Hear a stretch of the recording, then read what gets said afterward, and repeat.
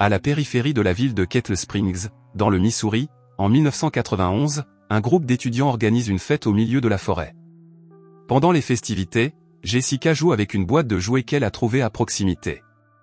Dès qu'elle remarque que Tyler, l'un de ses amis, la regarde de loin, elle lui fait signe de la main et se dirige vers le champ de maïs, accompagné du jeune homme.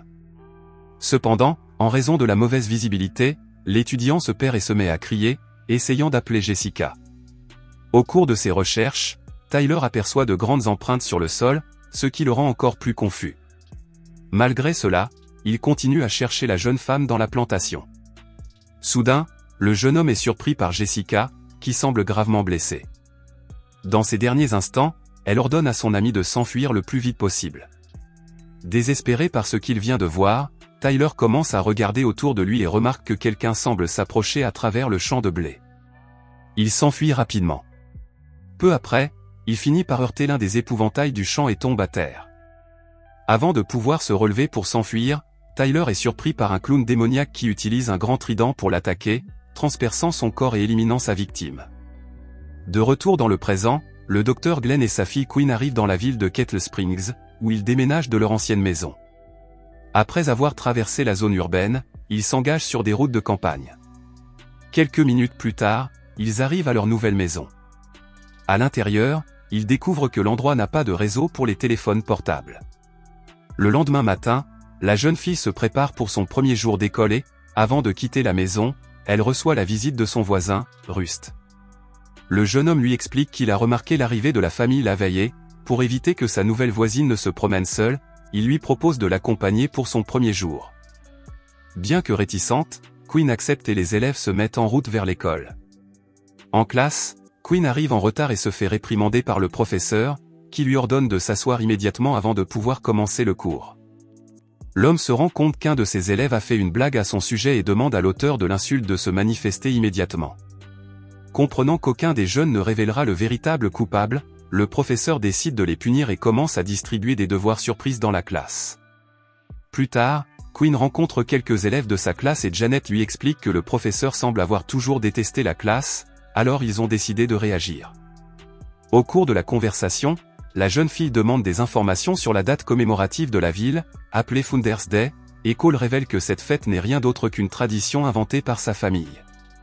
Quelques heures plus tard, la jeune fille retrouve son père dans l'un des cafés et est ravie d'apprendre que celui-ci a réussi à installer un dispositif Wi-Fi dans leur nouvelle maison. À ce moment-là, le docteur Glynn reçoit la visite du shérif Dunn, qui le remercie d'avoir rejoint la population du village, qui cherchait depuis des mois un bon médecin. Au cours de la conversation, Quinn voit ses nouveaux amis s'approcher de la fenêtre du snack-bar et remarquer les jeunes à l'extérieur. En sortant du restaurant, la jeune femme retrouve le reste de ses amis qui discutent de la manière d'acheter des boissons au magasin sans se faire repérer. Confiants, Tucker et Matt disent avoir un plan génial pour se procurer les boissons. Ensemble, les jeunes entrent dans le magasin où ils rencontrent Otis, dont le spectacle comique a été interrompu par les clients.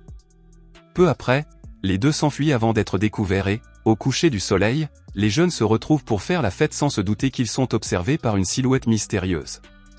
Au cours de la conversation, Matt dit qu'il va s'absenter un moment parce qu'il doit aller aux toilettes.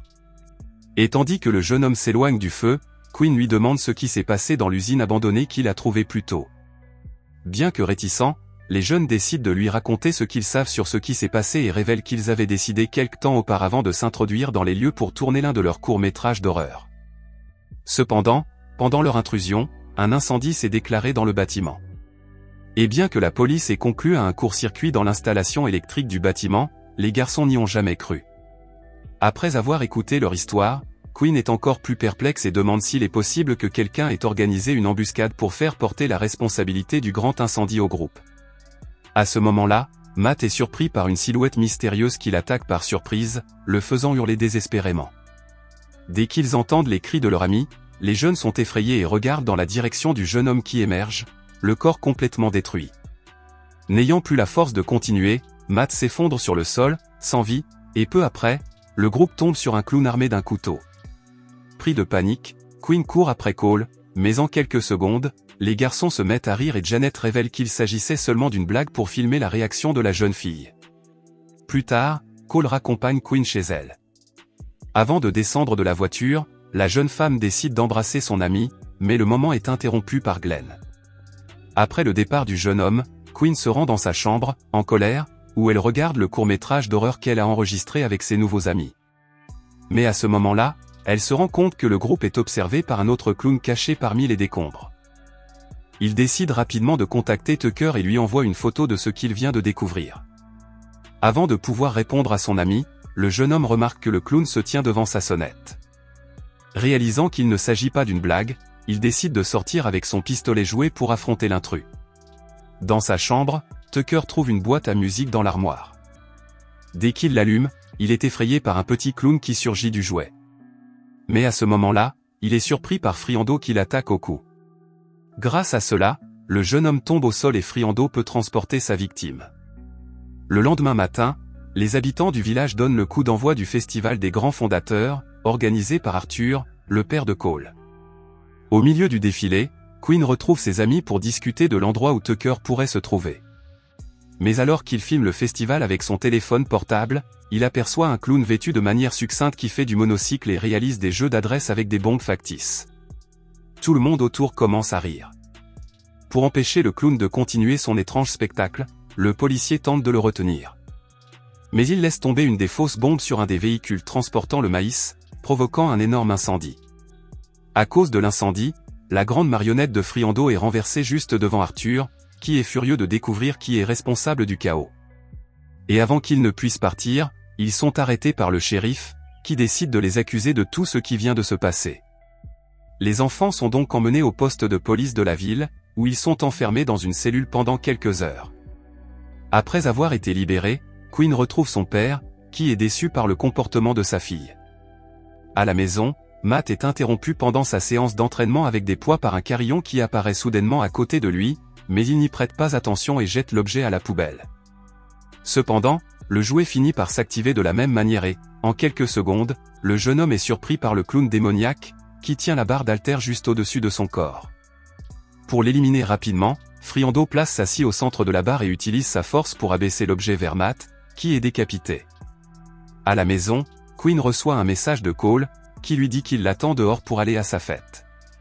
Il lui dit que grâce à sa famille, il a accès à tous les objets de valeur de l'entreprise Bapin.